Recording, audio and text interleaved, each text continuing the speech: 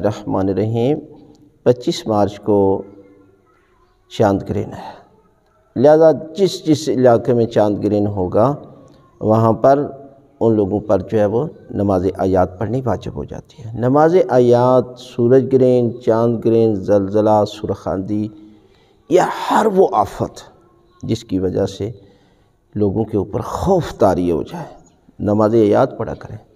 یہ جو لوگ آپ کو بہت زیادہ ڈراتے ہیں نا جی قیامت آنے والی ہے، یہ کریں گے وہ کریں، وہاں آپ بہت زیادہ ڈرتے ہیں، لیکن جب کہا جائے کہ نماز آیات پڑھیں تو پتہ ہی نہیں ہوتا نماز آیات کیا ہے۔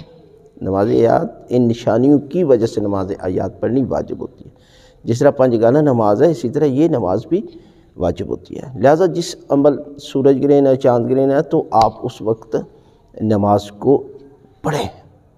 یہ جو حاملہ عورتیں یہ کام نہ کریں وہ کام نہ کریں، یہ کام کریں، نماز آیات پڑھیں، وضو کریں۔ نماز آیات کیسے پڑھنی ہے؟ اس کے 2 طریقے ہیں۔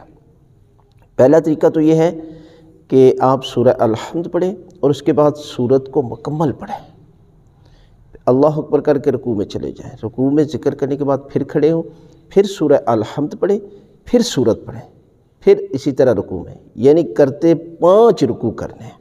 اسی طرح الحمد بھی پوری پڑھنی ہے، دوسری سورت بھی پوری پڑھنی ہے، اسی طرح پھر دوسری رکعت میں بھی اسی طرح کرنا ہے، ٹھیک ہے۔ اور جو ہے وہ آپ کہیں گے دعائے قنوت کیسے مانگے؟ تو ہر 2 رکوع کے بعد آپ دعائے قنوت پڑھ سکتے ہیں، لیکن آخری اگر پڑھیں تو بھی کوئی مسئلہ نہیں ہے۔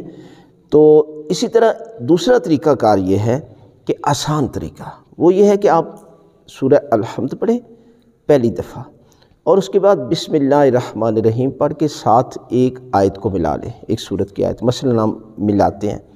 وہ طریقہ کار یہ ہے کہ مثلا سورہ قل اعوذ برب الفلق کی ہم سورت پڑھتے ہیں تو اس میں یہ ہے کہ بسم اللہ الرحمن الرحیم الحمد پڑھی ہے، اس کے بعد بسم اللہ الرحمن الرحیم پڑھیں، قل اعوذ برب الفلق، اللہ اکبر۔ پھر آپ نے اب الحمد نہیں پڑھنے، اب آپ نے اس سورت کا دوسرا حصہ پڑھنا ہے، دوسری آیت پڑھنی ہے۔ وہ کیسے پڑھنی ہے؟ کھڑے ہو کر آپ کہنا ہے من شر ما خلق، اللہ اکبر، پھر رکوع میں جا کر پھر کھڑے ہونا ہے، پھر پڑھنا ہے ومن شر غاسق اذا وقب، پھر رکوع میں چلے جانا ہے، پھر کھڑے ہونا ہے، پھر آپ نے پڑھنا ہے ومن شر النفاثات فی العقد، اللہ اکبر، پھر رکوع میں، رکوع سے پھر ذکر کرنے کے بعد پھر کھڑے ہوں، پھر آخری جو ہے وہ آیت پڑھنی ہے ومن شر حاسد اذا حسد، اللہ اکبر۔ اس میں یہ یاد رکھیں کہ اس میں پہلی دفعہ الحمد پڑھنی ہے، پھر اس سورت کے حصے کرنے ہیں 5، ٹھیک ہے۔ اس میں ہر دفعہ کھڑے ہو کر آپ نے الحمد نہیں پڑھنی، اسی طرح دوسری رکعت میں بھی سورہ الحمد پڑھ کے اس سورت کے 5 حصے کر لینے ہیں، ٹھیک ہے۔ اسی طریقے کے ساتھ جو ہے وہ آپ نماز پڑھیں گے تو نماز آیات آپ کی ہو جائے گی۔